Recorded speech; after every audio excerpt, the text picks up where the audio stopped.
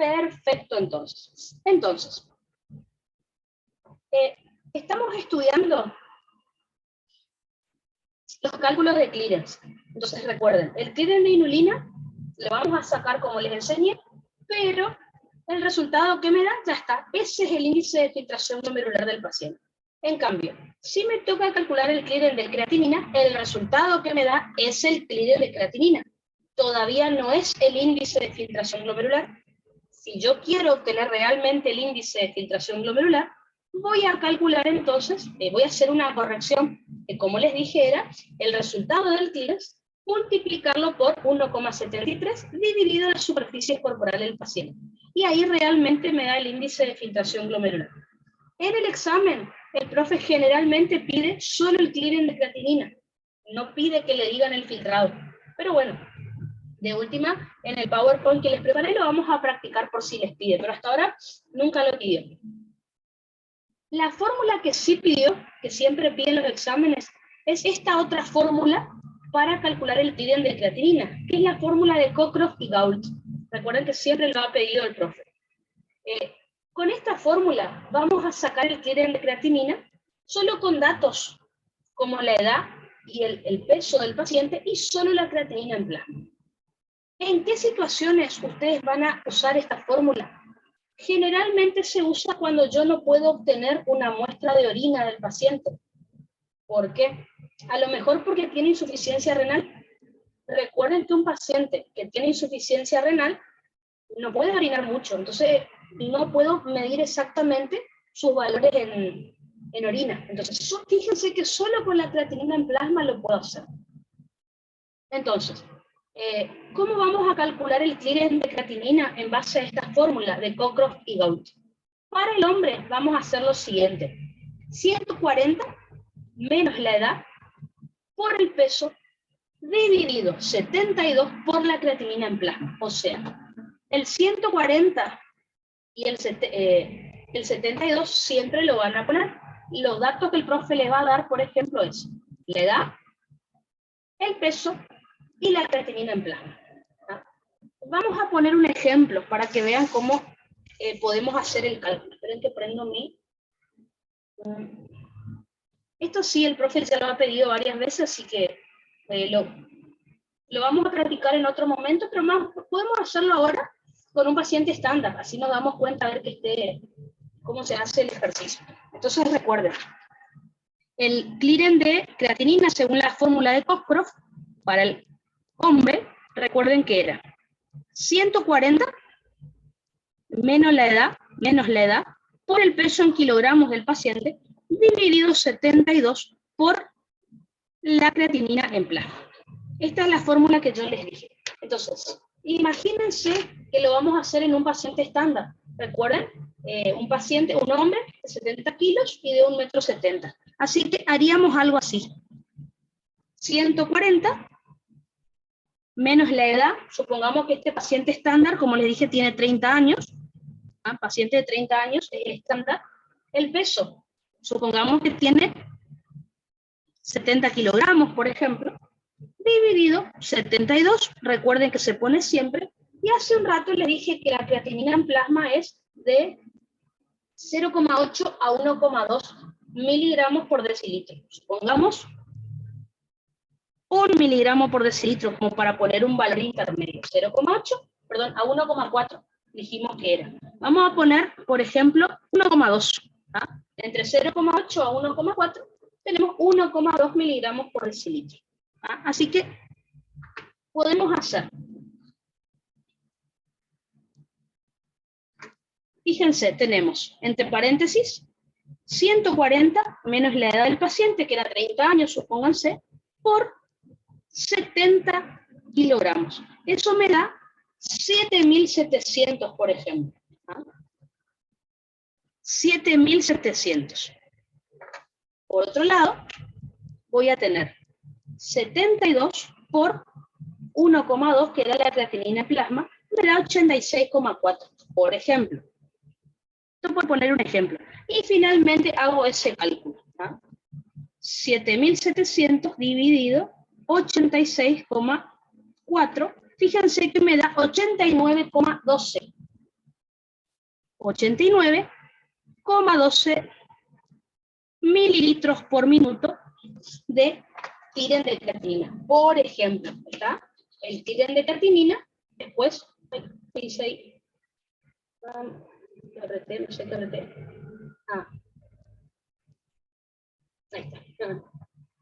Entonces, así lo vamos a hacer. Obviamente, el profe les va a dar ciertos valores, ¿está? Y ustedes lo van a tener que calcular. Recuerden que el valor que vamos a obtener ahí es del Clearen de creatinina nada más, ¿verdad? No vamos a tener el del Clearen, el índice de filtración glomerular. Yo, por ejemplo, para practicar esto lo hacía con mi peso, mi edad, como para calcular así con números raros. Y acuérdense, utilicen una creatinina normal de 0,8 a 1,4, alguno de esos números de por ahí, como para practicar, ¿tá? Y recuerden, el resultado que me va a dar es de el Clearen de creatinina, no es el índice de filtración glomerular del paciente. Pero bueno, el profe generalmente pregunta así, ¿no? Entonces,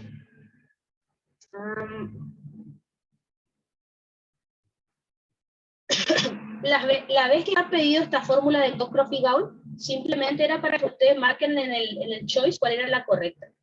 En el caso que el Clearen, fíjense, según la fórmula de Cockcroft, miren, ¿cuál es el valor normal del Clearen de creatinina? 85 a 125 mililitros por minuto. Fíjense que a nosotros nos dio 89,12, o sea que está dentro del rango de Clearance. En la mujer me da 75 a 115 mililitros por minuto. ¿Ah? Entonces, ¿cuál es el tema? En el caso de que el Clearen lo tengan que hacer en una mujer, van a hacer exactamente lo mismo que hice recién, pero luego lo van a corregir por 0,85.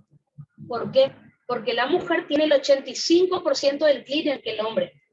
Así que hacen lo mismo. ¿Se acuerdan que recién nos dio 89,12 en el cálculo que hicimos, que inventé?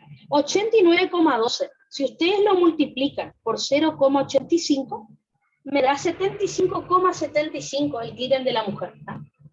Es lo mismo y luego el resultado que les da el del hombre lo multiplican por 0,85. Y ese es el Clearen que va a tener una mujer. ¿Está? A ver.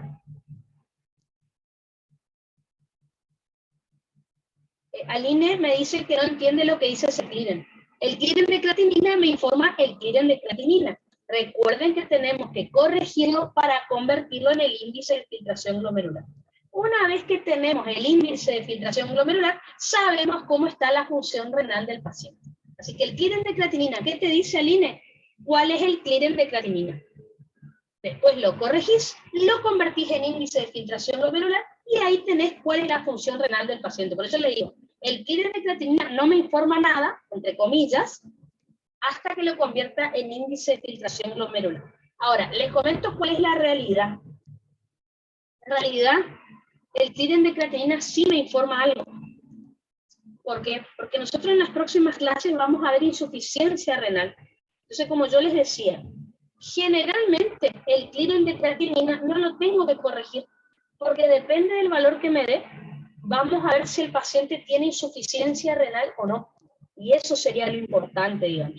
Pero en este tema que estamos estudiando, el resultado del Clearen de creatinina no me informa nada hasta que no lo convierta en índice de filtración glomerular. Y eso va a ocurrir con esta formulita. Entonces, tanto la fórmula de Clearen de Carrillo como la fórmula de Cockcroft y Gaul la tenemos que corregir. Nunca el profe la pidió, pero por las dudas, si les preguntan, ya lo saben. El resultado del Clearen que yo le he sacado acá arriba, o con esta fórmula de abajo, lo tengo que multiplicar por 1,73 dividido la superficie corporal del paciente. Y ahí obtengo el índice de filtración glomerular que está evaluando la función renal del paciente. ¿Ah? A ver. Sí, no, en realidad, la pregunta que hiciste, Aline, está bien. ¿Qué informa el Clearen de creatinina? El Clearen de creatinina. No me informa otra cosa.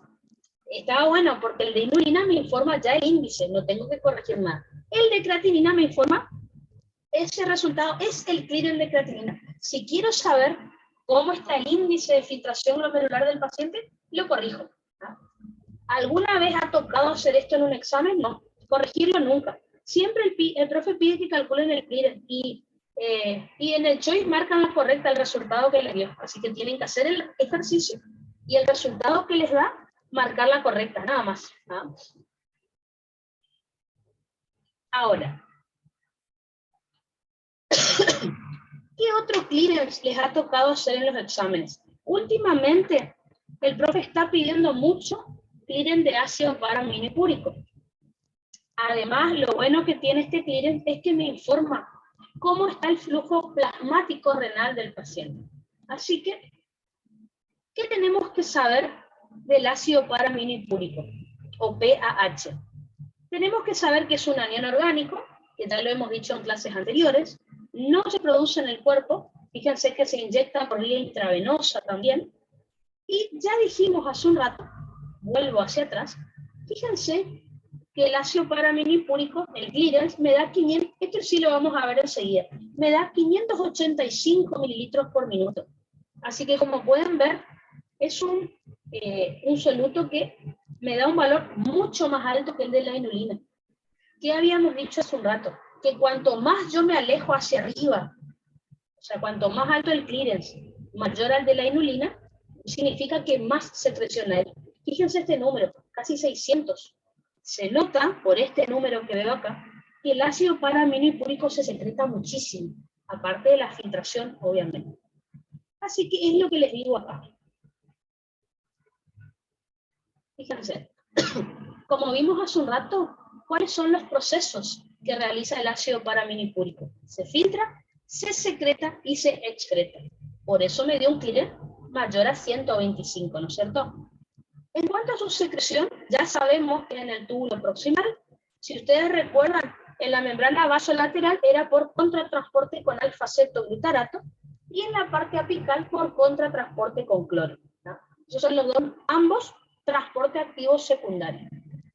Así que todo el túbulo contorneado proximal, y acá está lo más importante. Se sabe en la teoría que el ácido paraminipúrico se depura en un 90% del plasma. ¿Qué significa esto? Que aparte de filtrarse, se secreta casi en un 100%, ¿ven? O sea que luego de que hagamos el clearance, vamos a ver que prácticamente el 100% del ácido paraminipúrico se elimina por orina. Entonces, ¿por qué elegimos esta sustancia para calcular el flujo plasmático renal? Justamente porque es una sustancia que se secreta mucho. O sea que podemos evaluar no solo lo que se filtró, que es el plasma que va a pasar por los túbulos, sino también lo que continúa por la sangre, por el capilar peritubular. Así que, ¿por qué se eligió esta sustancia para evaluar el flujo plasmático renal? Porque se evalúa lo que se filtra y lo que se secreta, es decir, que está en el capilar peritubular, que está en la sangre. Van a ver que este dato que les digo también me sirve para los cálculos, ¿no? Por lo tanto, según lo que vimos hace un rato, si el ácido paraminipúrico se filtra, se secreta mucho y se excreta, por lo tanto podemos decir que la excreción es mayor a la filtración. O sea, lo que aparece en orina es más de lo que se filtró, mucho más de lo que se filtró, porque hubo mucha secreción. O lo que es lo mismo, que lo dijimos en la primera clase de renal, lo que se excreta es igual a lo que se filtra más lo que se secreta. O sea, lo que aparece en orina es lo que se filtró, más lo que yo agregué al túbulo mediante la secreción. ¿Cuál es el valor normal del clearance de ácido paraminipúrico? No se ve acá en la luz, pero es 585 mililitros por minuto. Acá está, ¿ven? 585 mililitros por minuto. Ese es el valor normal que dice acá. ¿Para qué me sirve calcular este clearance? Para calcular el flujo plasmático renal. Entonces, ya les digo cómo se hace. La fórmula es la misma que venimos haciendo hasta ahora. Vamos a poner un ejemplo. Supongamos que el profe les da estos datos en el examen. Les dice que el flujo de orina, o sea, la cantidad de orina que se produce, es de 1 mililitro por minuto. La concentración en orina del ácido paraminipúrico es 5,85 miligramos por mililitro. y la concentración de ácido paraminipúrico en plasma de 0,01 miligramos por mililitro. El profe le da esos datos y tienen que hacer esta fórmula, ¿no es cierto? Recuerden, como les dije al principio de este tema, el clearance de cualquier sustancia se hace con la concentración orina de esa sustancia por el flujo de orina dividido la concentración en plasma. El profe me dio todos los datos del ácido paraminipúrico y lo puedo calcular. Fíjense. Concentración en orina 5,85, flujo de orina 1 mililitro por minuto y concentración de orina en plasma 0,01. Así que recuerden, primero que nada, miligramos, voy a cancelar con miligramos, mililitros voy a cancelar con mililitros. Así que esto va a quedar expresado en mililitros por minuto. Por otro lado, voy a hacer 5,85 por 1, me va a dar 5,85, no va a cambiar, dividido 0,01. Fíjense que eso me da 585 mililitros por minuto. Ahora, como preguntó Aline hace un rato, ¿qué me informa eso? ¿Qué me informa este cálculo de clearance? Bueno, el cálculo de clearance, o sea, estos 585 mililitros por minuto, todavía no es el flujo plasmático renal. Por un dato que yo les dije recién, este dato. El ácido paraminipúrico solo se depura, o sea, se elimina del organismo en un 90%. Dicho de otra manera, este valor me está informando solo el 90% del flujo plasmático renal. Por esto que dije acá. Entonces, si esto es el 90% del flujo plasmático renal, ¿cuánto será el 100%? Olvídense de lo que dice acá esta sigla, ya les comento bien qué es. ¿Ah? Entonces, ¿qué me informa el clearance de ácido paraminipúrico? ¿Ya es el flujo plasmático renal? No. Solamente es el 90% del flujo plasmático renal. Por lo tanto, olvídense de esta sigla que están leyendo acá, enseguida les comento. Entonces, este número que calculan recién, 585, es el 90% del flujo plasmático renal. ¿Por qué? Porque sé que se eliminó, se excretó por la orina solo un 90% de ácido paraminipúrico. Entonces, lo pueden hacer de esta manera. Si yo ya sé que el 90% son 585 mililitros por minuto, ¿cuánto será el 100% de esta depuración? Y ahí lo calculo. Fíjense, voy a hacer 100 por 585 dividido 90. Si se fijan, esto me da 650 mililitros por minuto, que ya el otro día dijimos que es el valor normal del flujo plasmático renal. Así que como pueden ver, hay que corregir nuevamente el clearance de ácido paraminipúrico. Entonces, el único que no se corrige es el clearance de inulina. El de creatinina había que corregir. El de ácido paraminipúrico es el 90%. Bueno, ¿cuánto será el 100? Y ahí realmente obtengo el resultado. ¿Está? Esa es una forma de hacerlo. Entonces, vuelvo a repetir. Todo esto que les conté acá es una forma de calcular. ¿Ah? Ahora, fíjense que el profe me dio creatinina en plasma. Ácido paraminipúrico en plasma nada más. Si ustedes ven que en el examen el profe les dice esto, ácido paraminipúrico en la arteria renal y ácido paraminipúrico en la vena renal, pueden calcular el flujo plasmático renal de esta manera, sin hacer este cálculo y corregir. Entonces, si ustedes ven en el examen que el profe no dice ácido paraminipúrico en plasma, sino que me diferencia cuánto hay en el plasma de la arteria renal, recuerda que es lo que entra al riñón, y cuánto sale por la vena renal, con esos datos ya puedo hacer el cálculo, sin estar corrigiendo como ven acá. Así que esta sería otra manera, fíjense. Ahí ya pueden sacar el flujo plasmático renal. ¿De qué manera? Podemos modificar un poquito el clearance. Fíjense, concentración en orina de ácido paraminipúrico por flujo de orina dividido concentración de ácido paraminipúrico en el plasma de la arteria renal menos el de la vena renal. ¿Está? Entonces, si hacen este cálculo, porque el profe les dio los datos, ya están calculando el flujo plasmático renal. Si no les da estos datos, porque no les dio arteria y vena renal, les dio un valor total en plasma, necesitan hacer el clearance y luego corregirlo con la regla de 3 simple. Así que fíjense, si me da, es bastante sencillo, si me da el plasma completo, lo tengo que corregir. Si veo que me da en arteria y en vena renal, hago una resta, ¿ah? Y ahí hago el cálculo y ya está corregido. Ahí sí, el resultado es el flujo plasmático renal. ¿Tá? O si no, vamos con la tercera opción. Entonces vamos de vuelta. Pueden hacer este cálculo y luego corregirlo con la regla de 3 simple. Esa sería una opción. Segunda opción. Si ustedes ven que el profe ya les habla de arteria y vena renal, las concentraciones en plasma de ácido paraminipúrico, es solo un paso. Tienen que hacer este cálculo. ¿Ah? Y está la opción 3. Si no quieren hacer de regla de 3 simple, hacen esto, el clearance de ácido paraminipúrico, y después hacen este otro cálculo, que no es regla de 3 simple. ¿Tá? Del cálculo que ustedes sacaron recién de ácido paraminipúrico, lo dividen por un término que se llama extracción de ácido paraminipúrico, que es 0,90. O sea, más fácil todavía. ¿Vieron que acá yo hice el clearance y después hice la regla de 3 simple? Hice el resultado dividido, todo esto dividido en 90. Fíjense, este resultado, prueben. Este resultado de acá, 585, háganlo dividido 0,90. Fíjense que fácil, más fácil todavía. 585 dividido 0,90 y ya corrigieron. Me da 650. Así que a mí me gusta hacer la regla de 3 simple, porque así lo razono.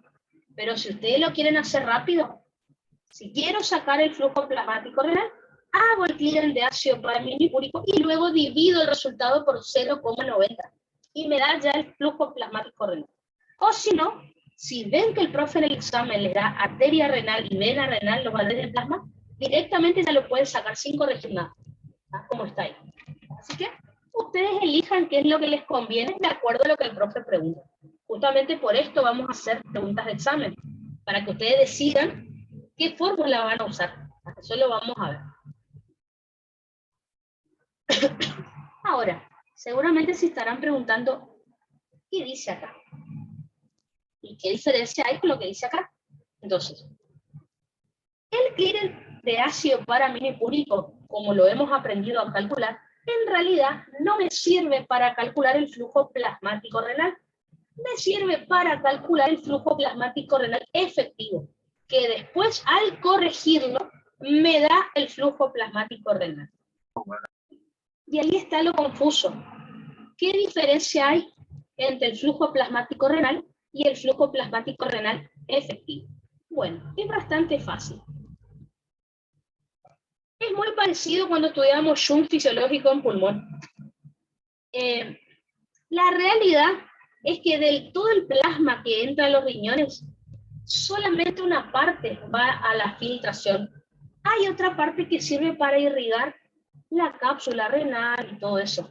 O sea, las estructuras perirrenales. Entonces, la verdad es que no todo el flujo plasmático renal es lo que va a pasar por los capilares glomerulares. Hay una parte que no pasa. Por eso tenemos que hacer la diferencia. Entonces, ¿qué es el flujo plasmático renal?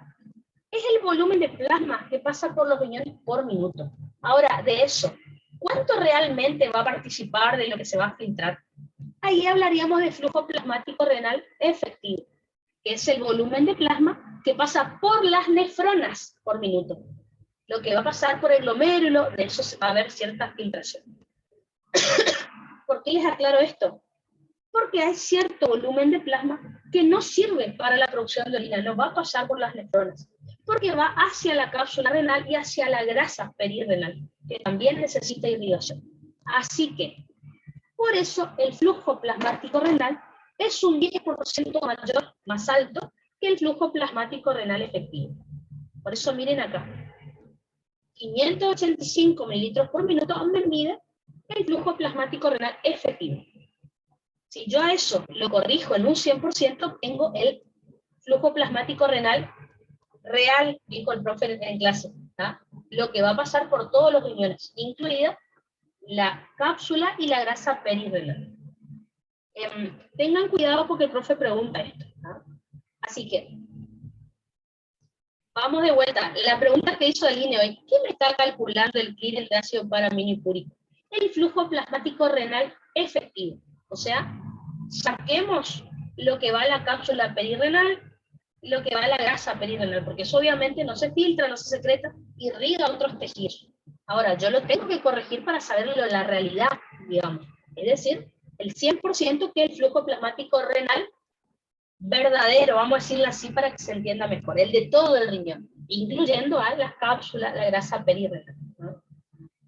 Por eso, el ácido paraminipúrico decimos que se depura en un 90%, porque hay un 10% que no va a pasar por las nefronas, así que obviamente no se va a poder depurar. Bueno, esto es lo confuso en el examen siempre, flujo plasmático renal o renal efectivo. El clearance de ácido paraminipúrico me permite averiguar el renal efectivo, y lo tengo que corregir para obtener el flujo plasmático renal, el que siempre estudiamos, el verdadero, podríamos decirlo así.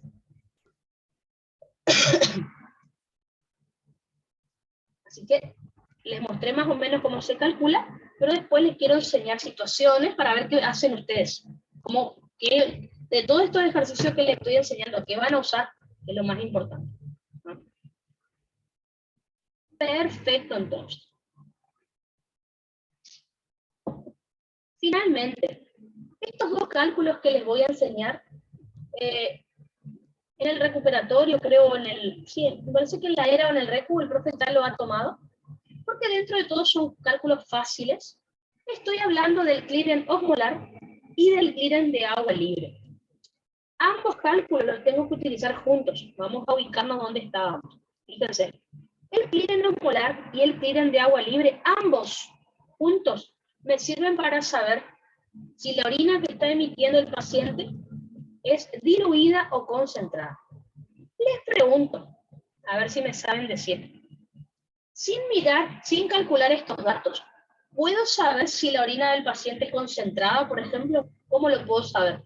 ¿Qué les parece?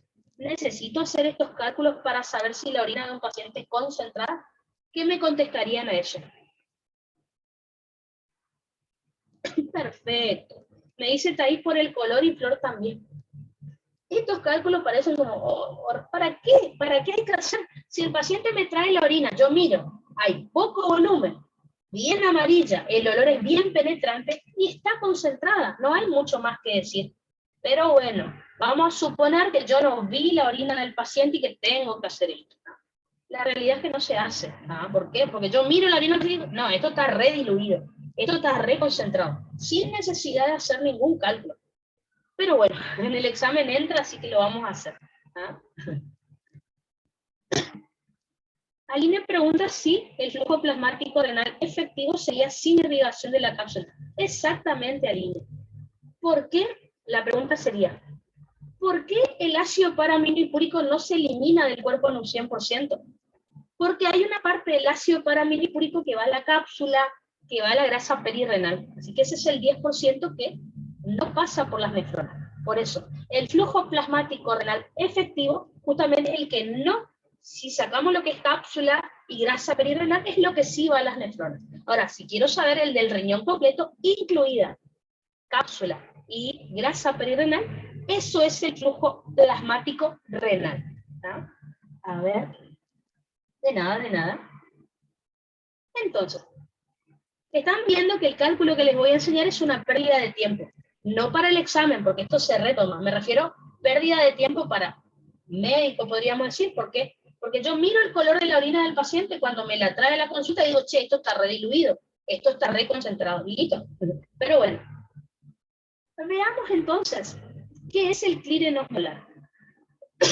Vamos a decir que es el volumen de plasma que queda desprovisto de todos sus solutos por minuto. Es como que si el plasma queda sin ningún soluto. Obviamente ustedes saben que esto es imposible, porque el plasma no puede quedar sin solutos. Así que esto es un término simplemente teórico. ¿Con qué unidad representamos todos los solutos que hay en plasma? Fíjense que algunos solutos se representan en miligramos, otro en miliequivalente, otro en gramos. Entonces, si quiero representar a todos los solutos del plasma en una sola unidad, lo voy a representar en miliosmolilitros, porque ahí estaríamos representando a todos los solutos de una misma manera. Entonces, ¿qué es lo que vamos a hacer? En vez de la cantidad de un soluto, todos juntos lo representamos en miliosmolilitros. Así que, ¿cómo voy a sacar el clíren osmolar? Voy a hacer la osmolaridad de la orina por el flujo de orina dividido en la osmolaridad plasmática. Fíjense, yo acá les puse. Pongo un ejemplo.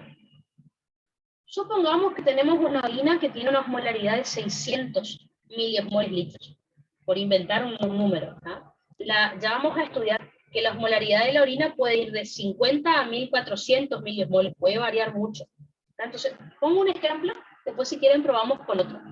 Supongamos que la orina del paciente tiene una osmolaridad de 600 miliosmolilitros.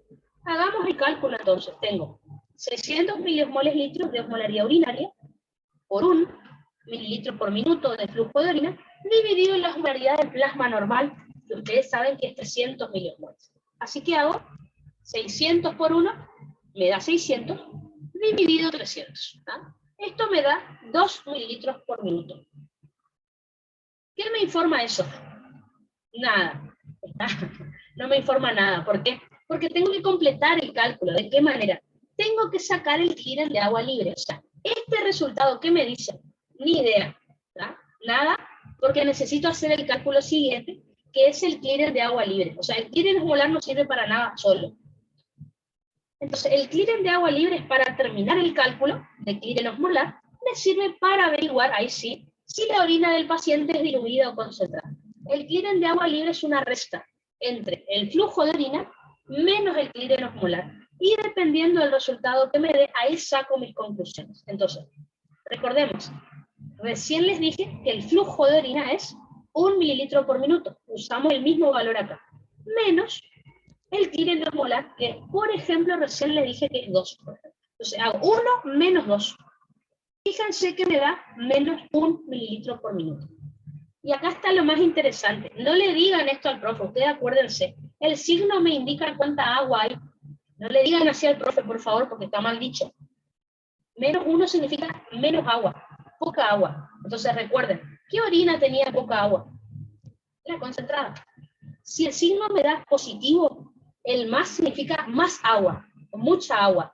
No le digan así al profe porque está mal dicho. El signo me indica la cantidad de agua. Negativo, poca agua. Y eso, fíjense, número negativo, poca agua. No le digan al profe eso. Díganle, el número negativo indica que la orina es concentrada. Es decir, que tiene poco volumen, o sea, poca agua y mucho soluto. Si el número me hubiera dado positivo, significa orina diluida. Acuérdense, signo más agua. Eso es para que no se olviden, porque a veces cuesta acordarse. ¿Qué significa una orina diluida? Mucho volumen, o sea, mucha agua, poca cantidad de soluto. Vamos a ver un ejemplo.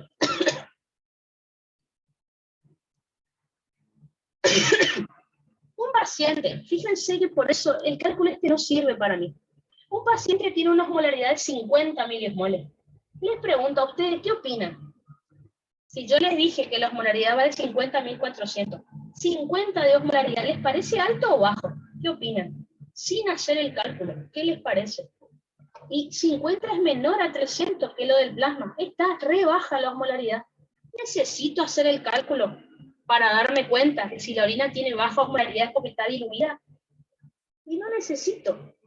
Bueno, vamos a hacer por las dudas.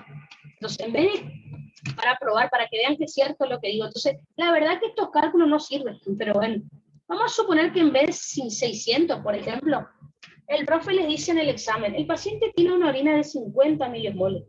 50 es re bajo, menor a 300, es re bajo. Así que es diluida, ya estoy segura, pero bueno, vamos a hacer el cálculo. 50 por 1 me da 50, dividido 300 me da 0,16 acá. 0,16. ¿Qué me informa eso? Nada.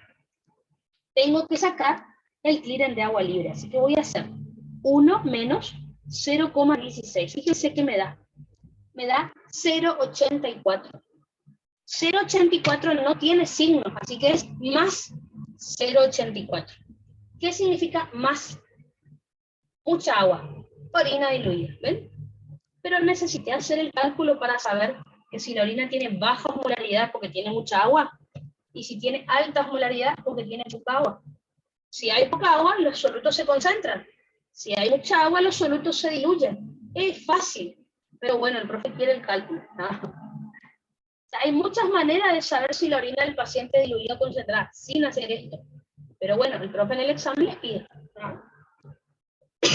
Así que acuérdense, si el signo me da negativo, menos agua, poca agua. Si hay poca agua, los solutos se concentran. Por eso aumenta su osmolaridad, orina concentrada. Si el signo me hubiera dado positivo, más significa más agua. ¿Qué orina tiene mucha agua? La que tiene poco soluto, porque el exceso de agua me diluye los solutos. Pero bueno, vamos a practicar el cálculo porque bueno. Y por último, otros cálculos que el profe les podría llegar a pedir es la carga filtrada de algunos.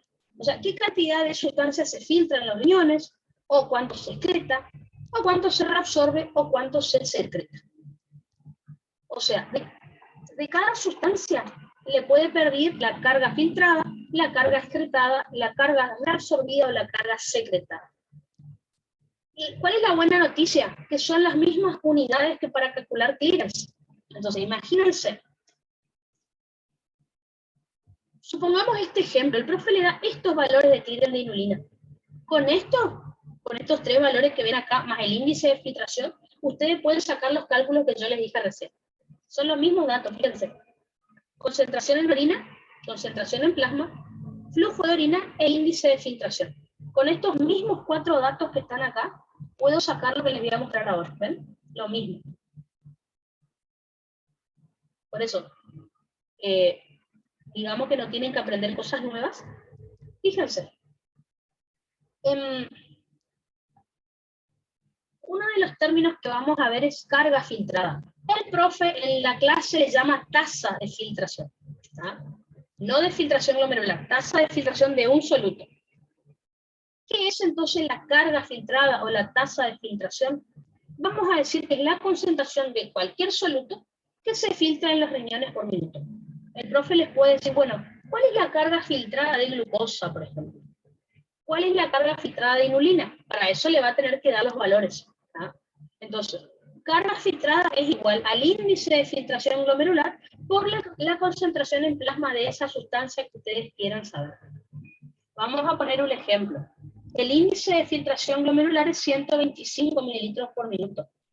Supongamos que ustedes quieran saber la concentración en plasma de glucosa, el profe le dé la leucemia, pueden hacer el cálculo, ¿tá? Y ahí les da el resultado.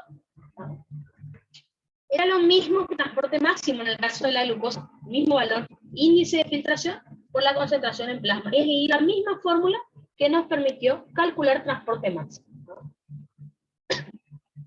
En el caso que el profe quiera saber la carga excretada o la tasa de excreción, vamos a decir que es la concentración de soluto que se excreta en los riñones por minuto, o sea, que se elimina de los riñones por minuto. En ese caso, voy a utilizar los otros dos valores que me sirven para calcular clearance, que son la concentración en orina de ese soluto por el flujo de orina. Y por último, si ustedes saben estas dos cosas, pueden hacer una resta entre estos dos para calcular la carga reabsorbida y la carga secretada. El tema, para acordarse acá, tienen que acordarse qué va adelante. Fíjense, la carga reabsorbida es carga filtrada menos carga excretada. En cambio, la carga secretada es al revés, es carga excretada menos carga filtrada. Es al revés la resta. Eso es lo único que va a cambiar. Entonces, carga filtrada les dije recién cómo se calcula.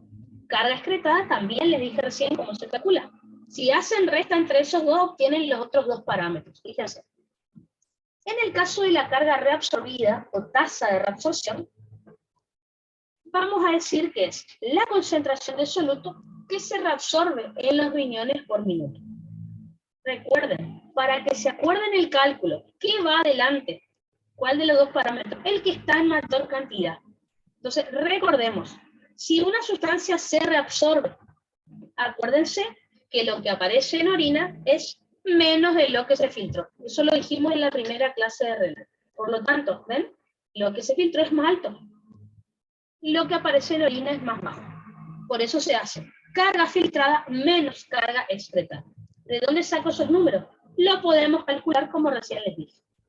Ahora, si el profe me pide que yo calcule la carga secretada de una sustancia o la tasa de secreción, vamos a decir que es la concentración de soluto que se secreta en los riñones por minuto. ¿Cuál va primero? ¿Hago carga filtrada menos la excretada o la excretada menos la filtrada? En el examen me voy a olvidar. Recuerden, lo que va adelante es lo más alto.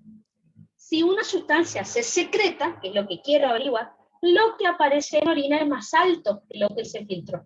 O sea, la carga excretada es mayor, por eso va adelante en la recta. Así que acá se hace carga excretada menos carga filtrada. Si quieren, memorícense. Yo lo pensaba así en el examen porque no me quería olvidar. Entonces, en la resta siempre va lo más alto adelante. No me refiero al número, me refiero a los procesos que nosotros estudiamos. Si una sustancia se reabsorbe, dijimos que la excreción es menor a la filtración. Por eso filtración va adelante, porque excreción es más baja. Ahí hacemos la resta. Si una sustancia se secreta, dijimos que lo que aparece en orina es más alto que lo que se filtra. Por eso lo que aparece en orina, es decir, la excreción, va adelante. A eso se le resta los filtrados. ¿De dónde saco estas cargas? Las tengo que calcular como les dije. ¿Ven? Carga filtrada, entonces primero van a calcular estos dos, y depende de lo que les pida el profe, hacen la resta por último, ¿no? Hay un par de situaciones que el profe ha tomado en los exámenes que les voy a mostrar para ver cómo lo van a resolver. Pero si se fijan, los 4 datos de clearance, orina, plasma, flujo e índice de filtración, me sirven para calcular estas 4 fórmulas. Depende cómo las uso, los resultados que voy a tener. No toma mucho el profe de esto, pero sí ha preguntado las teorías. O sea, ¿qué es la carga filtrada o la tasa de filtración? Eso en Choice sí lo ha preguntado siempre, sin la fórmula. Por último, puede ser, hasta ahora no pasó, pero puede ser que el profe les tome este cálculo, que es la excreción fraccional de sodio. Hasta ahora nunca tomó, pero sí les ha tocado casos clínicos en donde el profe me da la excreción fraccional de sodio. ¿Para qué?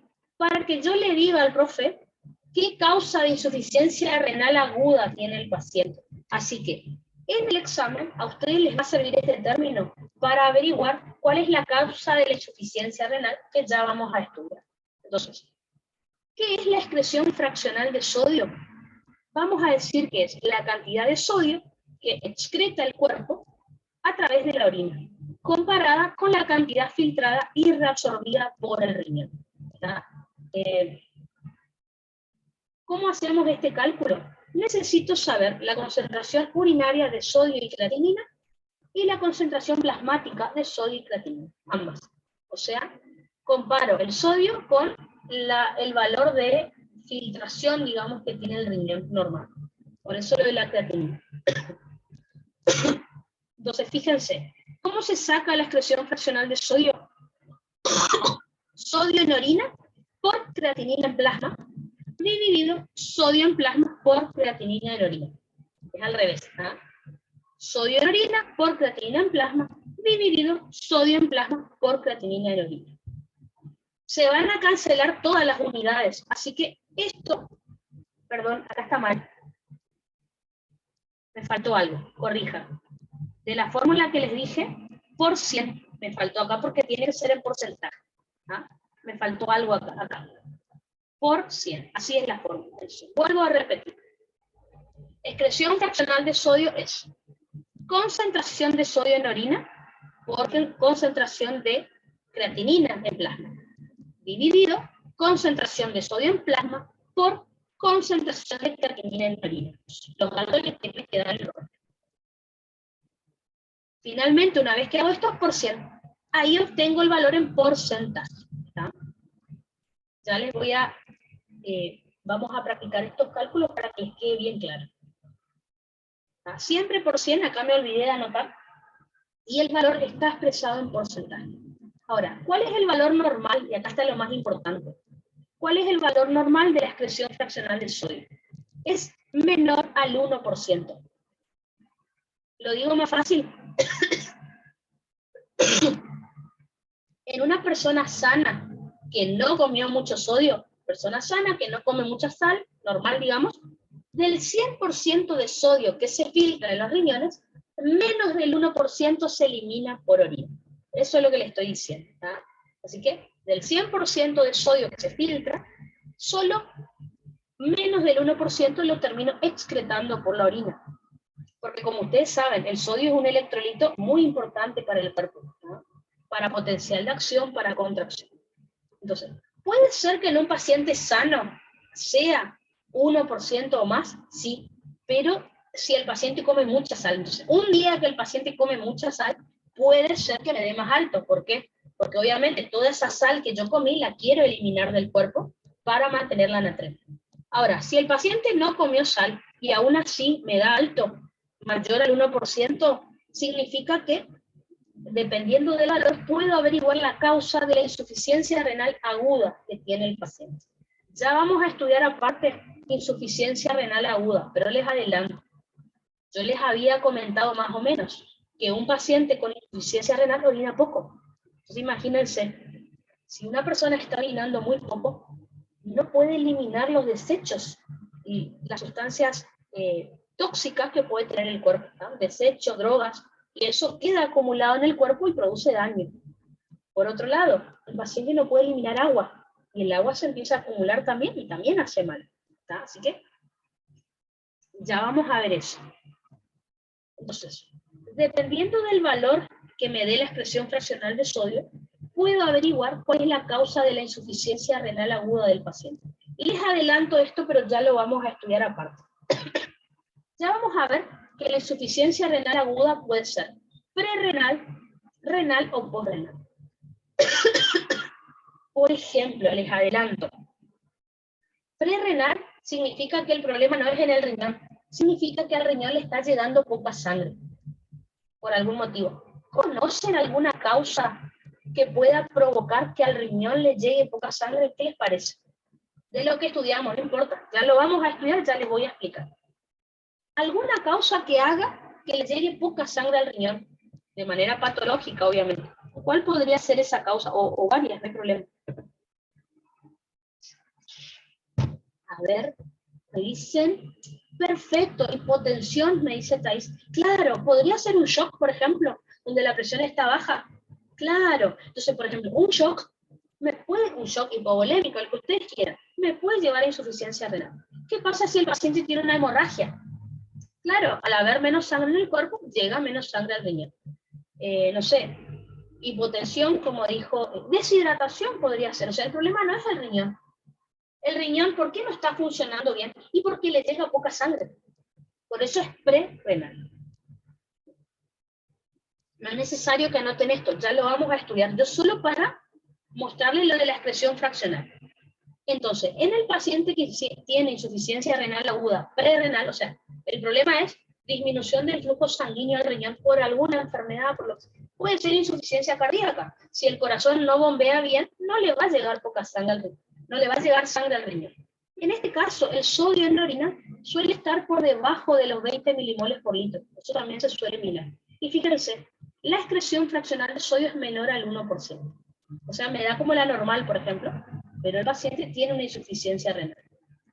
Puede ser que la insuficiencia renal aguda sea de causa renal, por ejemplo, una infección en los riñones, vamos a suponer. Ya vamos a estudiar que la principal causa es la necrosis tubular aguda. Puede ser por una infección, puede ser por algún fármaco, puede ser que primero la insuficiencia sea prerrenal y después se convierte en renal. Ya lo vamos a estudiar. Fíjense que en este caso se elimina mucho más cantidad de sodio por orina, mayor a 40 milimoles por litro, y la excreción fraccional de sodio es mayor al 1% también, o sea, se está eliminando mucho sodio por orina mayor a lo habitual. Y por último, puede ser que la insuficiencia renal aguda sea de causa posrenal, o sea, que haya una obstrucción en los uréteres, en alguno de los túbulos, con algún cálculo renal, que, bueno, que me esté provocando la insuficiencia renal. En este caso, fíjense que el sodio urinario también suele ser mayor a 40 milimoles por litro, y la excreción fraccional de sodio es mayor al 1%, pero es mucho más alta que la renal, ¿ven? Es mayor al 1, pero suele ser mayor al 3 al 4%. ¿No? Eso me indica posrenal. Así que, por ahora, importante, insuficiencia renal aguda prerrenal me da una excreción fraccional menor al 1%. Si es de causa renal, mayor al 1%. Si es de causa posrenal, mayor al 3-4%. ¿No? O sea, por eso es importante este cálculo. Vamos a tener que hablar en otro momento de insuficiencia renal. Les voy a nombrar todas las causas que le pueden contar al profe y vamos a volver a repasar este cuadrito para que les quede más claro. Pero recuerden, no importa la causa de la insuficiencia renal, piensen en esto. Si el paciente no puede orinar, ¿va a poder eliminar urea? No.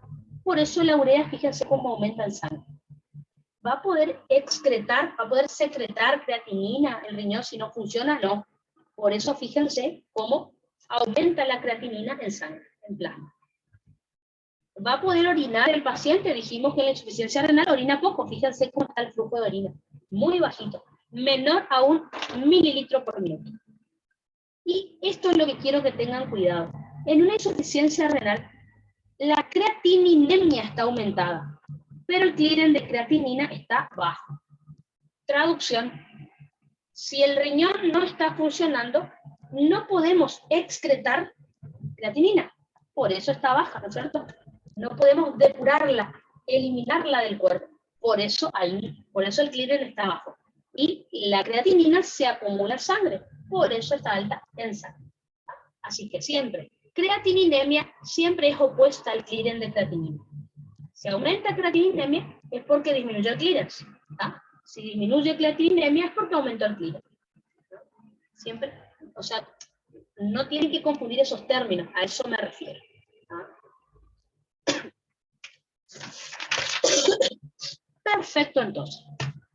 Eso es en cuanto a los cálculos. ¿Ah? Obviamente lo pueden ir leyendo, cosa que cuando veamos el power que yo les quiero mostrar ahí, practiquemos todas las fórmulas que les enseñé. ¿Ah? O sea, ¿qué es lo que vamos a hacer? Yo les voy a presentar diferentes situaciones y ustedes vamos a decidir entre todos, a ver, de todas esas fórmulas, cuál uso. Eso es lo más importante. O cómo lo hago, si hay algo extraño. ¿No? Con esto, entonces, terminamos todos esos gráficos y esos cálculos que yo les quería mostrar. Ahora, hasta acá ya vimos filtración glomerular, ya vimos reabsorción y ya vimos secreción. Me está faltando el cuarto paso para la formación de orina, que es la excreción. Como hemos dicho hace un rato, los dos tipos de orina que yo puedo excretar es o una orina diluida o una orina concentrada. Entonces, vamos a estudiar lo siguiente. Primero, veamos qué es una orina diluida y qué es concentrada. Y cómo hacen los riñones para obtener esto. ¿Ah?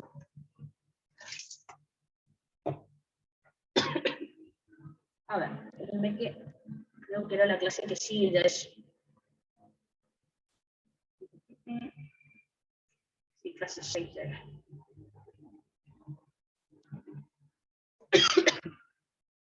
Perfecto. Entonces, perfecto.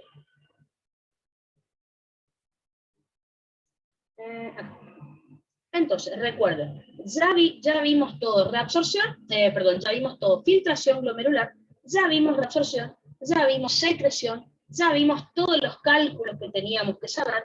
Ahora me está faltando el último paso de la formación de orina, que es la excreción. Entonces, ¿qué tipos de orina puede producir una persona? Recuerden que puede producir o una orina concentrada o una orina diluida. Algo de eso ustedes ya sabían. Hace un rato habíamos dicho. ¿Qué características tiene una orina diluida, por ejemplo?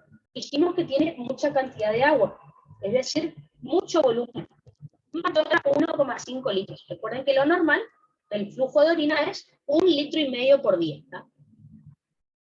Más de 1,5 litros por día, ya se considera que me va a producir una orina diluida. ¿Cuándo le vamos a llamar poliuria? Cuando el paciente orine más de 3 litros por día. ¿Está? Por otro lado, la orina concentrada dijimos que tenía muy poca cantidad de agua. Es decir, poco volumen. Por debajo de 1,5 litros por día ya se considera poco. Entre 0,5 a 1,5 litros por día. ¿Ah? Por debajo de los 0,5 ya le vamos a llamar oliguria. ¿Está? O sea, si el paciente orina menos de medio litro de orina por día, es oliguria. ¿Cuándo le vamos a llamar anuria? Y fíjense esto, es cuando el paciente orina menos de 100 mililitros por día. Para que tengan una idea, este mate tiene 250, sacándole la hierba. Si yo a este mate le cargo agua, tiene 250. Imagínense que el paciente va a orinar esto. Fíjense lo que les digo, no orina nada, desastre. Ahí se le llama anuria. ¿No? ¿Qué otra diferencia vamos a tener entre la orina diluida y la orina concentrada?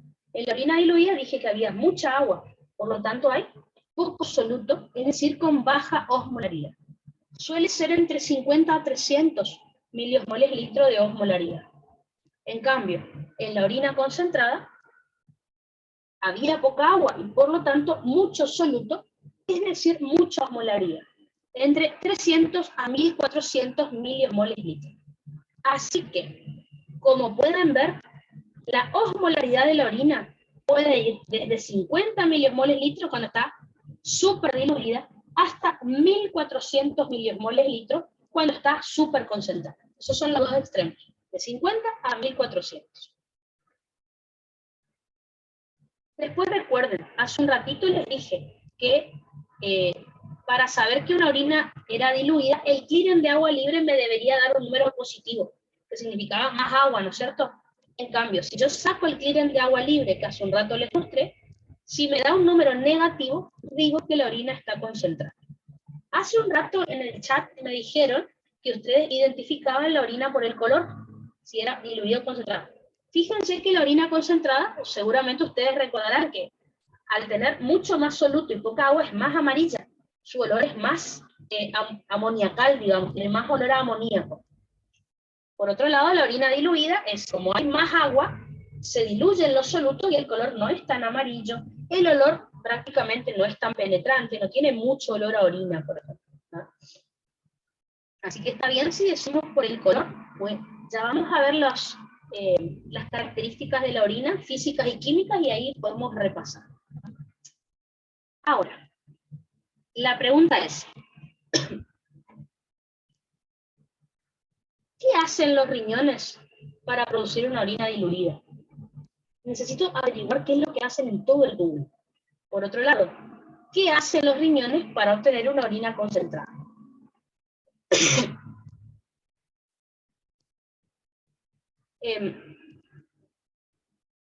Para una orina diluida, aparte de las características que les dije, van a ver que para que el paciente orine mucho, ya lo dijimos en la clase anterior, no tiene que haber antidiuréticas actuando en los riñones. Y ahí el paciente orina mucho, ¿no es cierto? En cambio, para que el paciente orine más concentrado, es decir, para que orine poco, necesitamos que actúe la antidiurética en los riñones, o sea, que retenga agua, y por eso el paciente orina poco. ¿Está? Ahora, necesito que recuerden algo que yo les dije. Yo les dije que necesitaba que de todos los... ¿Se acuerdan cuando les enseñé reabsorción y secreción?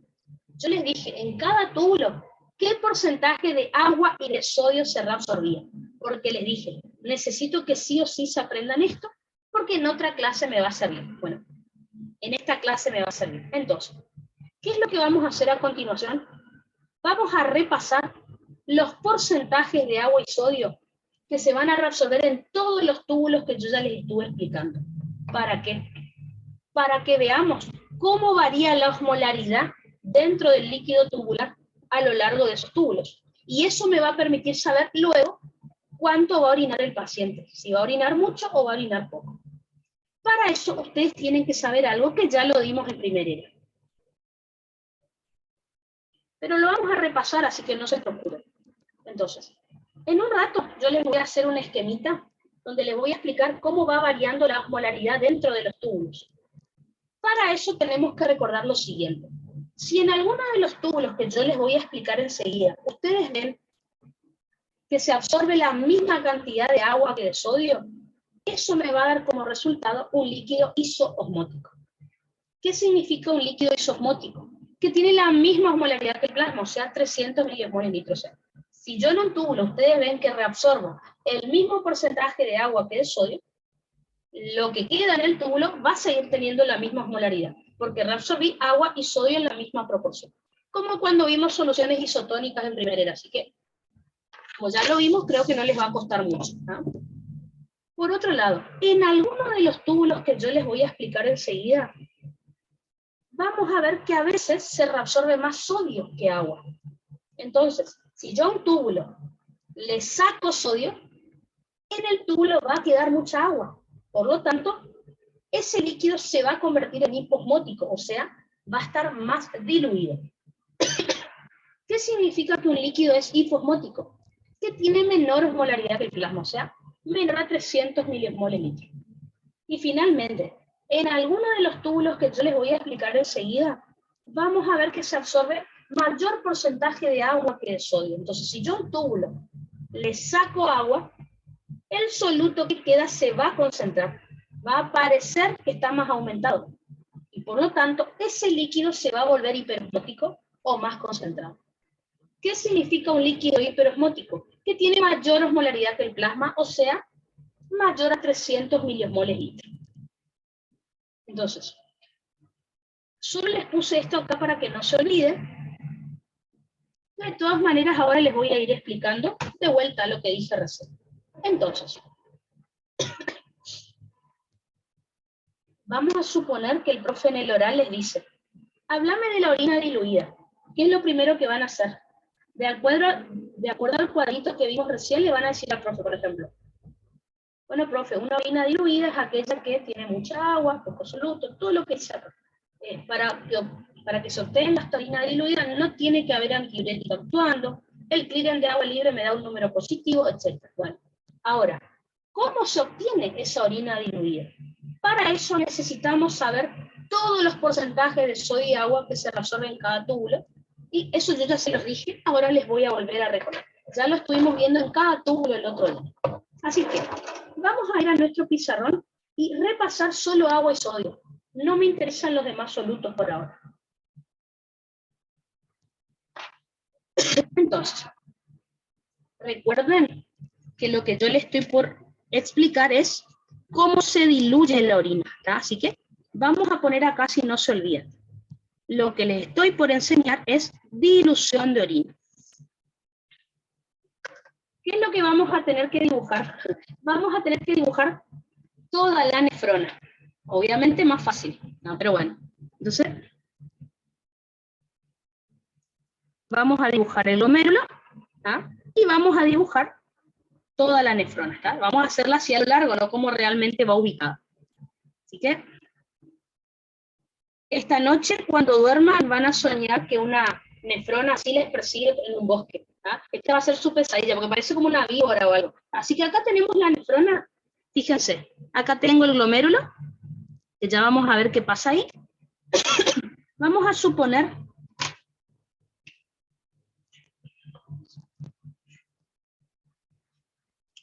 vamos a separarlos. Este va a ser glomérulo, este va a ser el túbulo contorneado proximal, hasta acá, más o menos, como para ir separando. Esta va a ser el asa descendente de Henle, hasta acá, ¿no es cierto? Esta va a ser el asa ascendente de Henle. Recuerden que acá, túbulo contorneado distal y túbulo colector cortical más o menos son como lo mismo, porque tienen las mismas células. ¿tá? No lo voy a separar. Túbulo distal y colector cortical más o menos se comportan igual. Y por último, túbulo colector medular. ¿tá? Todo lo que estuvimos estudiando hasta ahora. Por último, fíjense que acá tengo la papila renal. Y finalmente, acá voy a tener que poner cómo está la osmolaridad de esa orina diluida, que es lo que estamos por estudiar ahora. Así que ¿Qué es lo que vamos a ir haciendo? Vamos a repasar todo lo que ya estudiamos de sodio y agua en los diferentes tubos. Así que, comencemos por el principio. Vamos a suponer, ¿ven? Vamos a suponer que llega, ¿no es cierto?, sangre acá al glomérulo y obviamente todo el plasma se filtra sin problema. Así que, recuerden, el plasma, excepto por las proteínas, se filtra casi completo. Por lo tanto, imagínense, si el plasma tenía una osmolaridad de 300 milimoles litros, acá les pongo plasma para que no se olvide, recuerden que se va a filtrar casi todo. Así que al túbulo proximal, luego de la filtración, va a llegar un plasma con 300 milimoles litros. O sea, no cambió, porque así como está el plasma, lo único que no se filtró fue las células y las proteínas. El resto tal cual, el sodio, todo. Así que el plasma ingresa al túbulo contorneado proximal con una osmolaridad de 300 milimoles litros. Así que tal cual está. Entonces, repasemos. ¿Qué cantidad de sodio yo les dije que se reabsorbía en el túbulo proximal? Yo les conté que en el túbulo proximal se reabsorbe 65% de sodio y les dije que se reabsorbe también 65% de agua. ¿Tá? Habíamos dividido el túbulo proximal en primera mitad y segunda mitad, pero yo les había aclarado, en todo el túbulo proximal se reabsorbe 65% de sodio, 65% de agua. Entonces, fíjense, si se reabsorbió la misma cantidad de sodio que de agua, ¿va a cambiar la osmolaridad acá? Si yo hubiera reabsorbido solo sodio, acá me hubiera quedado menos soluto. Si yo hubiera reabsorbido solo agua, acá me hubiera quedado mucho soluto. Pero bueno, como reabsorbí los dos en la misma cantidad, se va a mantener en la misma osmolaridad. Les pongo un ejemplo. Yo tengo acá yo tomo mate dulce siempre. Mi mate, acá mi termo tiene agua y azúcar. Yo tomo mate, ¿no es cierto? De paso tomo. Yo tomo la mitad del termo. La pregunta es, el agua que queda acá en el termo, que todavía no tomé, ¿va a cambiar su sabor? ¿Se va a volver más dulce o más aguada? No. ¿Por qué? Porque cuando yo estuve cebando este mate, toda el agua que estoy perdiendo y que va acá, va con azúcar. Entonces yo pierdo la misma cantidad de agua con azúcar. Lo que queda acá, obvio que es menos volumen, pero con la misma osmolaridad, porque saqué del túbulo la misma cantidad de sodio que de agua. Por lo tanto, volvamos al otro. De paso tomé 3 mates, ya de paso. Les di este ejemplo para tomar mate un ratito. ¿No? Entonces, ¿qué pasó acá dentro del túbulo? Perdí volumen, pero la osmolaridad se mantuvo, porque perdí la misma cantidad de agua que de sodio.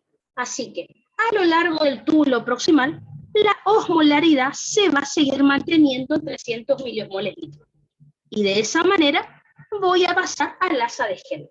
Dicho de otra manera, en el túbulo contorneado proximal, el líquido tubular es isoosmótico. ¿Por qué?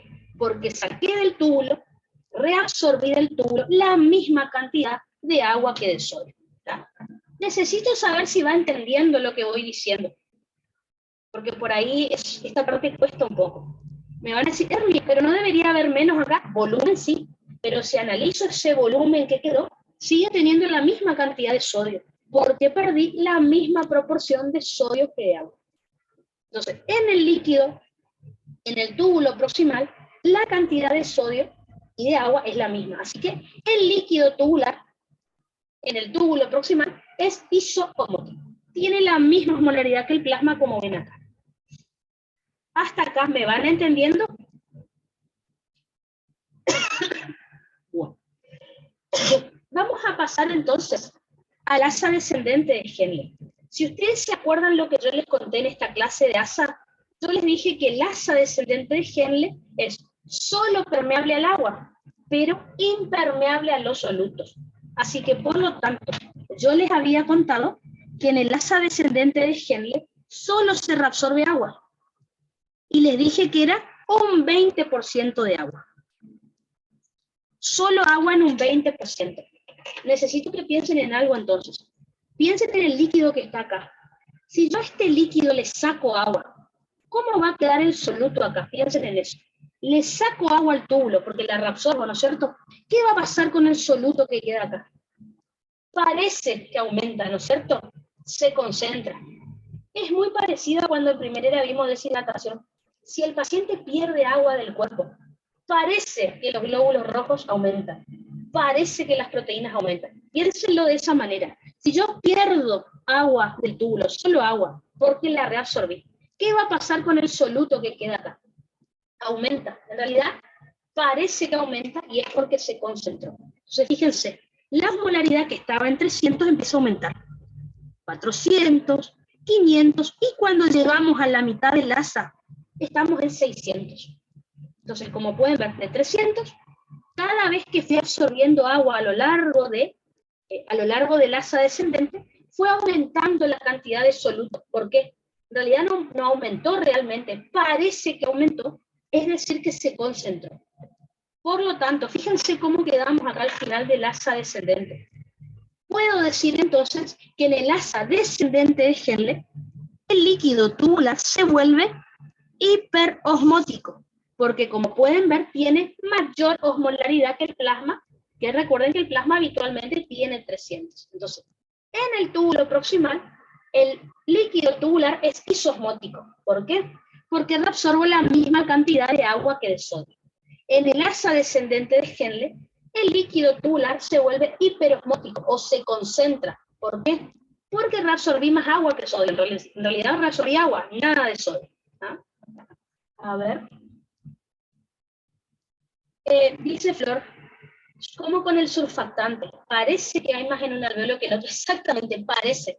Entonces, ¿por qué aumentó esta cantidad de soluto acá? ¿Es porque agregué soluto a la luz? No, es porque le saqué agua. Parece que hay más soluto. ¿Tá? Porque si ustedes lo piensan, en realidad no hay más soluto. Si acá reabsorbió un montón de soluto. ¿Se acuerdan que en el túbulo proximal? Una barbaridad de cosas habíamos estudiado que se reabsorbían. Entonces, realmente acá no hay mucho soluto. Parece que hay más, pero es porque le saqué agua al tubo. Así que en el asa descendente de Henle, el líquido tubular, fíjense, se vuelve hiperosmótico. Es decir, tiene mayor osmolaridad del plasma, mayor a 300. Perfecto. Fíjense que con esta osmolaridad tan alta, vamos a ingresar al asa ascendente de Henle. Recordemos, en el asa ascendente de Henle ocurre lo opuesto que en la descendente. Dijimos que en la descendente era permeable al agua, impermeable a los solutos. Esta es al revés, es permeable a los solutos, impermeable al agua. Así que, ¿qué es lo que vamos a observar en el asa ascendente? Principalmente en la gruesa. Que se va a reabsorber un 20%, pero de sodio. Entonces, pensemos en esto. Si yo le empiezo a sacar soluto, que es sodio, le empiezo a sacar soluto al túbulo, piensen, ¿qué va a empezar a pasar con esta cantidad de soluto que estaba tan alta? Si le empiezo a sacar soluto al túbulo, va a empezar a bajar esta cantidad de soluto. Recuerden que acá los solutos se representan en miliosmoles, entonces, saco soluto del túbulo, ¿qué va a pasar acá? Y bueno, voy a empezar a tener menos soluto.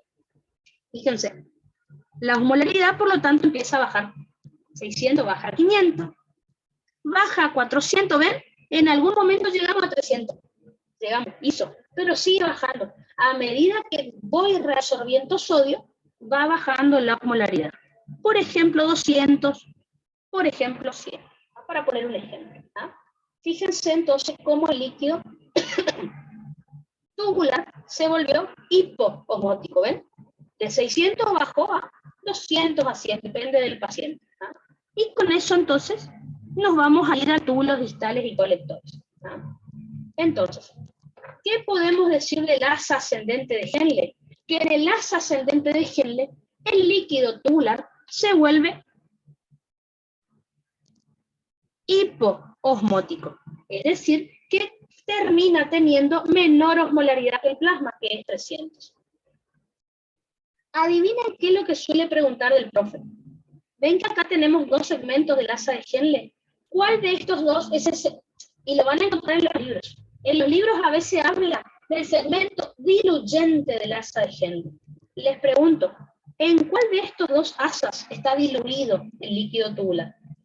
Recuerden que diluido significa poco soluto. Entonces, en los libros, cuando hablan del segmento diluyente del asa de Henle, ¿a qué se están refiriendo? A este. ¿Por qué? Porque acá el líquido está hipoosmótico o diluido. Tiene poco soluto, mucha agua. ¿Tá?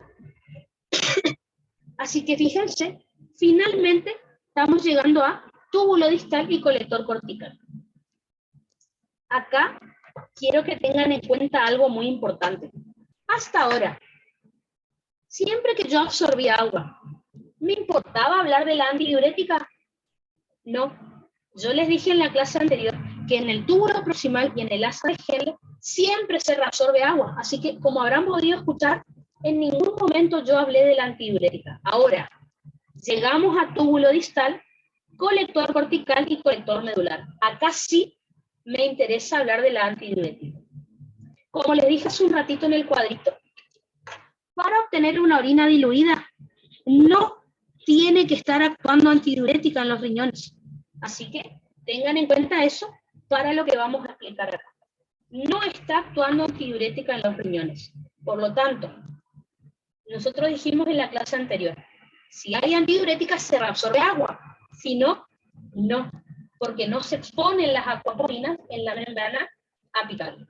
Entonces, si yo digo que no hay antidiurética, ¿se va a reabsorber agua en estos túbulos? No, nada de agua. Así que, por lo tanto, en la segunda mitad del distal y el colector cortical se va a reabsorber 5% más o menos de sodio. Agua no se va a reabsorber nada. En el túbulo colector medular no hay antidiurética, así que se va a reabsorber 5-10% de sodio. Agua, nada, porque no hay hormona antidiurética. Por lo tanto, no hay acuaponinas expuestas en la membrana apical para que se reabsorba agua. Por lo tanto, al no haber antidiurética, en estos túbulos que me quedan, solo se reabsorbe sodio, no agua. Por lo tanto, ¿se acuerdan que en el asa ascendente de Henle yo le venía sacando ya sodio al túbulo? Bueno, acá le sigo sacando. Pero fíjense que el porcentaje es muy bajo, así que tranqui, va bajando la osmolaridad. Por ejemplo, 100, imagínense, 90, 80, 70. No es necesario que se memoricen tal cual estos números, más o menos. ¿Ah? Acá siempre 300, acá 600, acá baja 200 o 100, y acá va bajando más lento. ¿Ah? Seguimos reabsorbiendo sodio, o sea, ¿ven cómo sigue perdiendo soluto el túbulo? Finalmente llegamos a la osmolaridad más baja que podemos tener, y fíjense que eso es lo que vamos a eliminar por orina. Por lo tanto, como pueden ver, el paciente está orinando, está emitiendo una orina diluida, fíjense, con baja osmolaridad. Para terminar esto, me faltó poner en el cuadrito. Fíjense que acá, en el túbulo distal y colectores, el líquido sigue bajando su osmolaridad, así que sigue siendo hipoosmótico. Hipoosmótico, continúa siendo, y en el medular también, hipoosmótico, porque no hay antidiurética. Por eso el paciente, como no reabsorbe agua en estos túbulos, reabsorbe solo sodio, termina produciendo una orina diluida, es decir, con mucho volumen, pero con muy baja osmolaridad. Y esto es lo que le tienen que explicar al profe cuando les pregunta acerca de orina diluida. La verdad que es interesante, porque todos estos porcentajes yo ya les di, y ahora simplemente los unimos para ver por qué el paciente orina mucho y con baja osmolaridad. ¿No? A ver. Thais dice, en el túbulo contorneado distal, en ausencia de ADH, ¿reabsorbe sodio también? Claro, porque la ADH lo que hace es que no se reabsorba agua, pero el sodio tiene que ver con otras hormonas, como la aldosterona, por ejemplo. ¿No? Segunda mitad del distal, túbulo colector cortical y túbulo colector medular, ahí actuaba la antidiurética. Al no haber antidiurética, no puedo reabsorber agua, y por otras hormonas o por otros mecanismos sí se puede reabsorber sodio. ¿No? Sí, 5% también. ¿no? 5, 10%. ¿no? 5 o 5 a 10. va a depender de las necesidades del organismo. ¿Ah? Entonces, fíjense, tienen este dibujo ahí.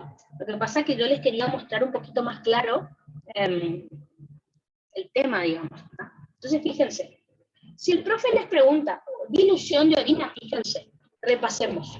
En el túbulo contorneado proximal, el líquido tubular es isosmótico. ¿Por qué? Porque se reabsorbe la misma cantidad de agua que de sodio. Fíjense, 65% de agua, 65% de sodio.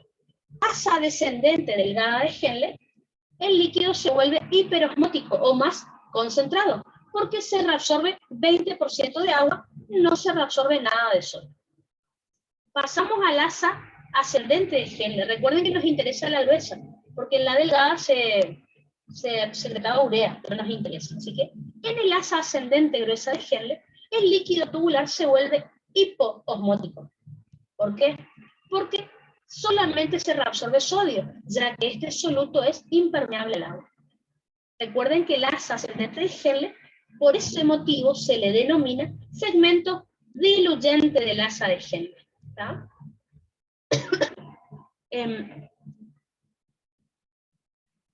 Pasamos entonces a túbulo contorneado distal, segunda mitad del distal y colector vertical. Acá sí tenemos que tener en cuenta la antidiurética. Debemos recordar de que si queremos obtener una orina diluida, o sea, orinar mucho, no tiene que haber antidiurética actuando en estos túbulos. Por lo tanto, al no haber antidiurética actuando en el distal, colector cortical y colector medular, no se va a reabsorber agua. Por lo tanto, vamos a seguir absorbiendo sodio en un 5% en la segunda mitad del distal y colector cortical. Por eso lo puse una sola vez, ¿eh? No separé estos túbulos, porque acuérdense que eran uno solo. Decíamos, segunda mitad del distal, colector cortical, eran uno solo, por eso no los separé. Como sigo absorbiendo sodio, fíjense, el líquido tubular sigue siendo más hiposmótico o más diluido todavía. Y si seguimos en el medular, sigue sin reabsorberse agua. Otra vez, se sigue reabsorbiendo un 5% del sodio, todavía, más diluido todavía se va a volver el líquido tubular. Los números que van a ver a partir de acá, vieron que hasta acá, más o menos son los mismos números. Lo que cambia va a ser el final. ¿Por qué? Porque depende de cuánta sodio se reabsorbe. Pero sí, la orina va a ser diluida, o sea, mucha cantidad de agua, pero poca cantidad de solutos. ¿Está? Les pregunto, ¿se entendió hasta acá? Porque ahora les voy a mostrar orina concentrada y van a ver cómo es la historia. ¿Está? Así que, vamos a hacer algo. Voy a hacer trampa para que vean la historia como es. Espérenme 2 segundos. 2 segundos, 2 segundos.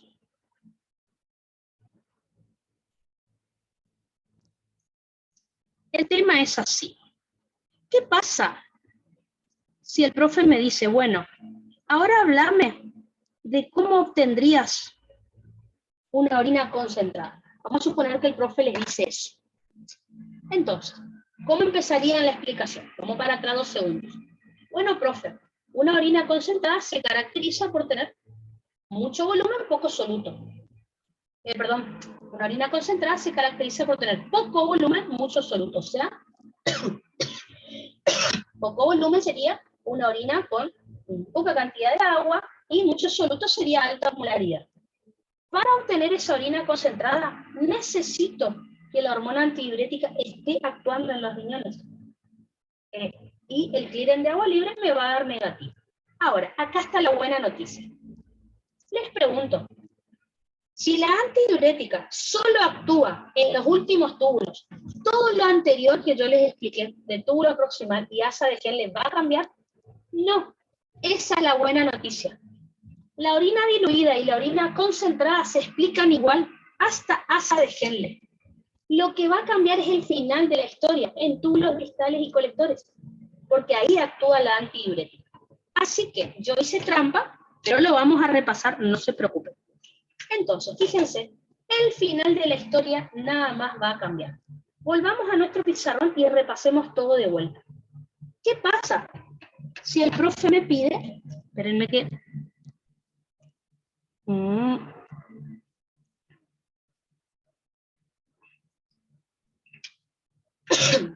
A ver, vamos a nuestro pizarrón. Mágicamente apareció el corrector ahí. Entonces, ¿qué pasaría si en vez de orina diluida, el profe me pide orina concentrada? Hay antidiurética actuando ahora. Ahora, ¿me interesa? ¿Va a cambiar lo que ya expliqué hasta asa ascendente de Henle? No, porque el agua se reabsorbe igual en los primeros túbulos, haya o no haya antidiurética. Así que eso es lo bueno de si van a estudiar orina concentrada. La explicación comienza igual. Repasemos. Entonces, si el profe me pide, vamos a poner acá, cambiamos. Si el profe me pide, pongo acá, concentración de orina, no dilución, ¿qué es lo que vamos a hacer? La historia comienza igual, es decir, se va a filtrar plasma en el glomérulo. Recuerden que el plasma tiene una osmolaridad de 300 miliosmoles litro, así que, como no hay problema, se filtra todo el plasma como ustedes ya conocen, el plasma que se filtró va a llegar con esa osmolaridad al líquido tubular, ¿ven? 300 miliosmoles litro. Así que, ¿qué va a pasar en el túbulo proximal? Como se reabsorbe 65% de agua y 65% de sodio, no va a cambiar la osmolaridad dentro del líquido tubular. ¿Por qué? Porque perdí la misma cantidad de agua que de sodio.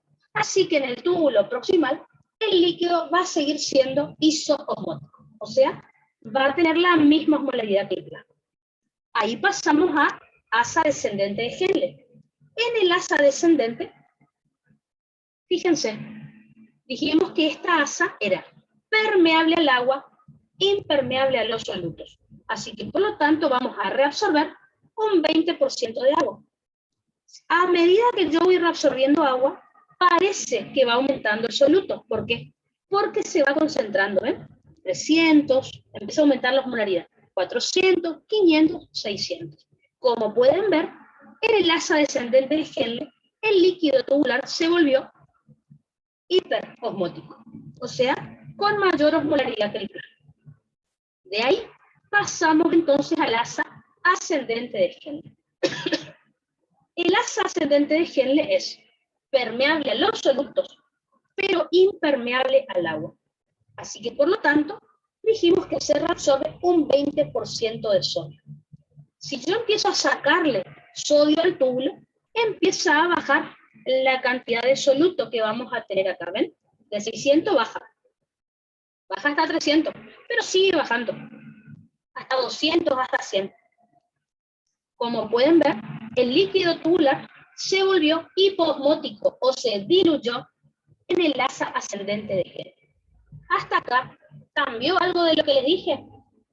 No, la historia fue exactamente la misma. ¿Por qué? Porque en ninguno de estos túbulos actuó la antidiurética. Ahora, lo que cambia es el final de la historia. Es como mirar una película con dos finales.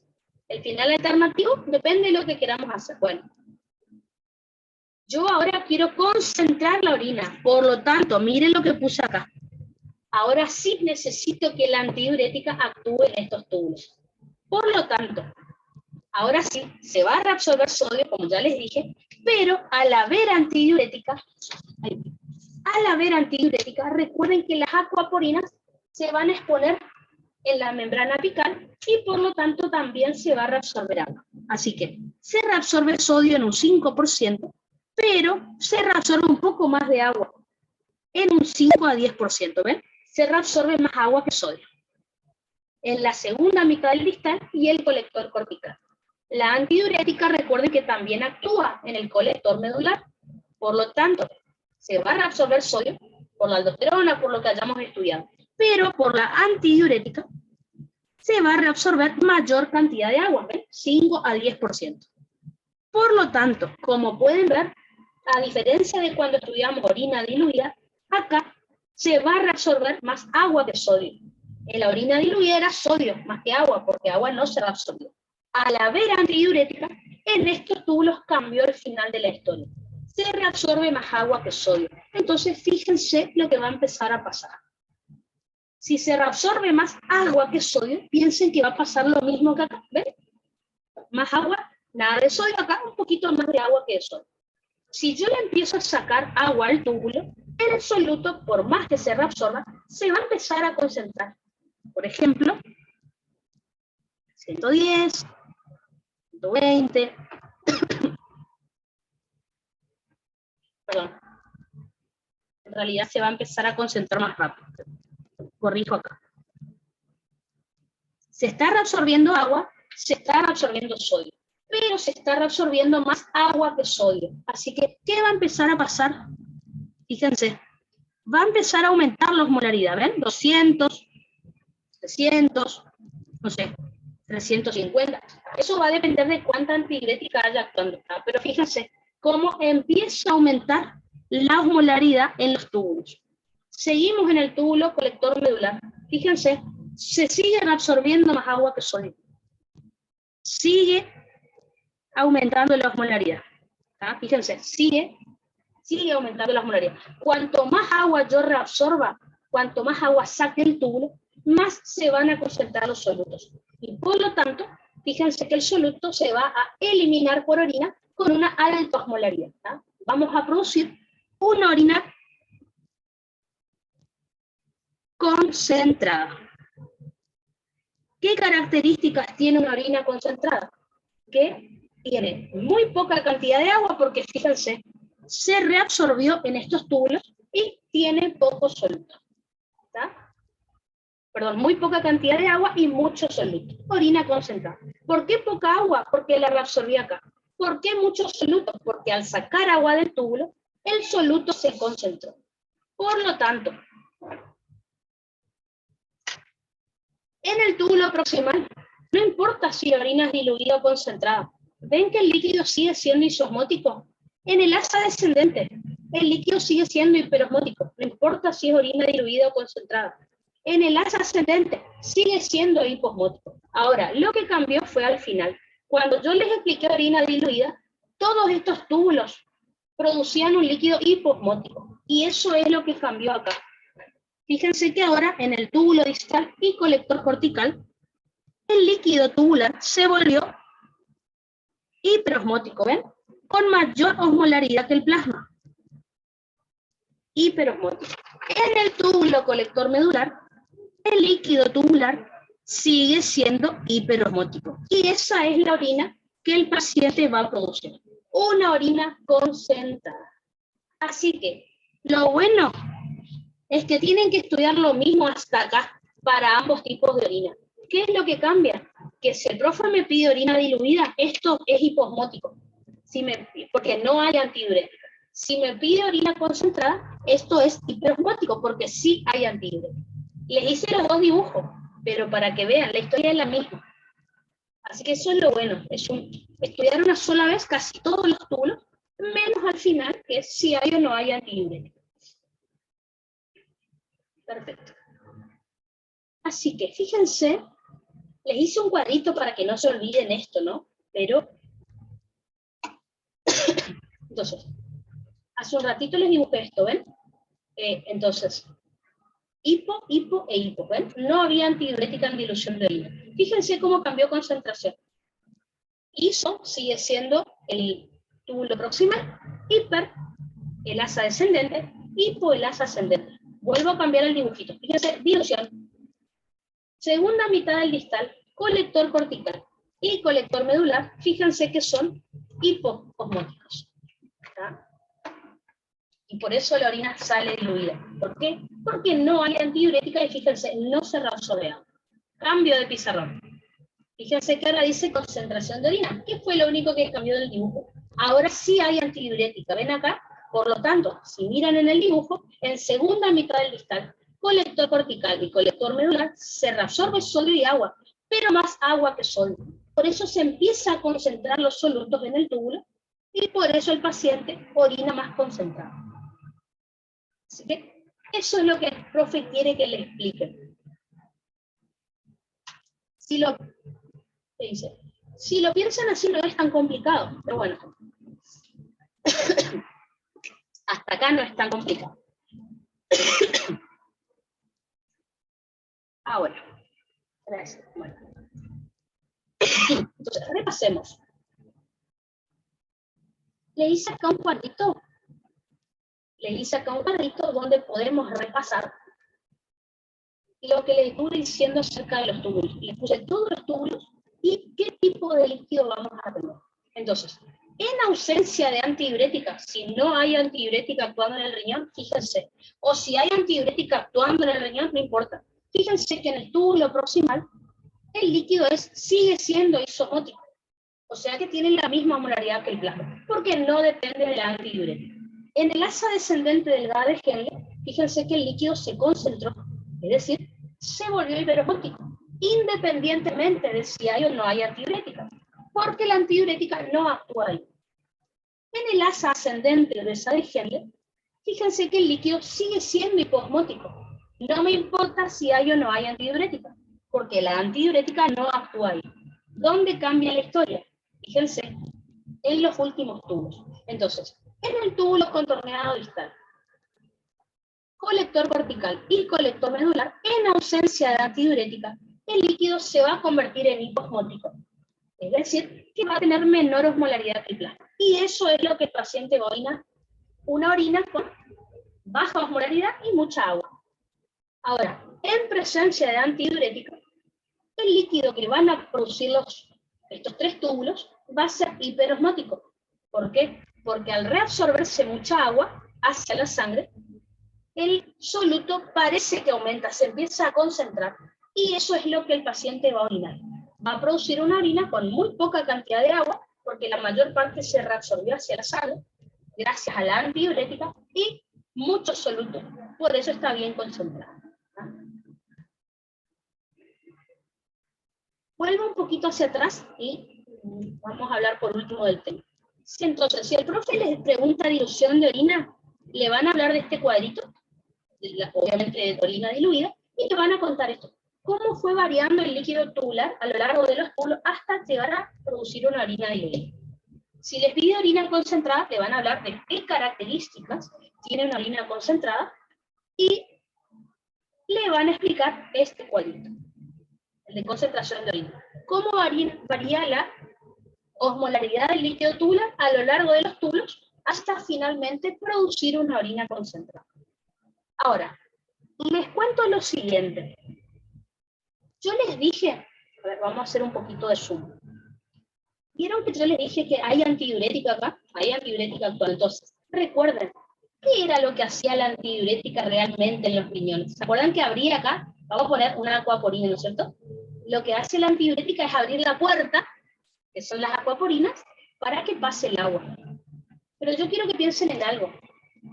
El agua, para absorberse, tiene que ser arrastrada por soluto. Entonces, ¿de qué vale que yo abra la puerta para que el agua pase, que son las acuaporinas, si el agua no es arrastrada por soluto, no se va a mover? Entonces, ¿está bien?